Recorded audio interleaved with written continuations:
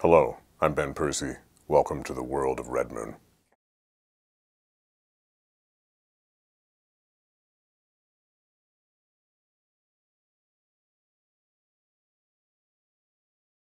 Some of the most lasting horror stories are born out of the nerve of the moment.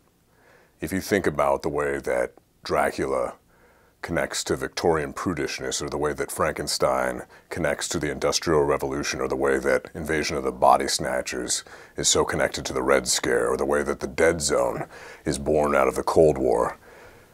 With Red Moon, I was thinking about, what do we fear now?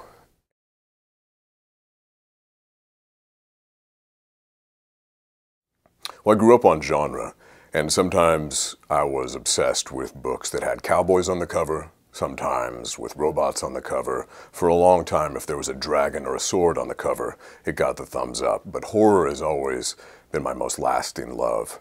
And it was when I was in kindergarten at Crow Elementary in Western Oregon that I pulled off the shelf of the library the Universal Studios Book of Monsters and flipped open to the page on the Wolfman, and I was just mesmerized by the sight of Lon Chaney Jr. as the Wolfman with his shag carpeting hair and his hoggish nose and his ridiculous pompadour.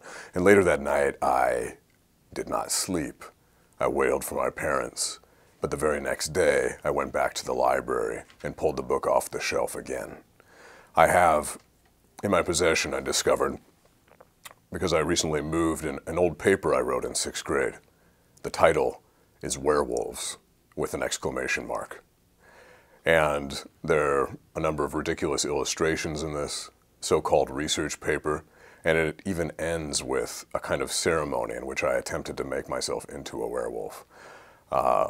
Which is all to say that this book has been a long time coming.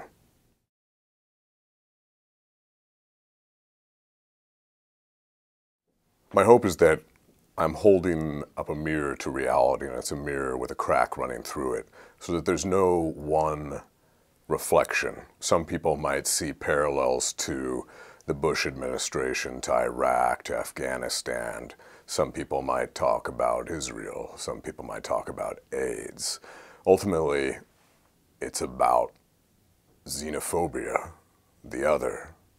It's about disease. It's about terrorism.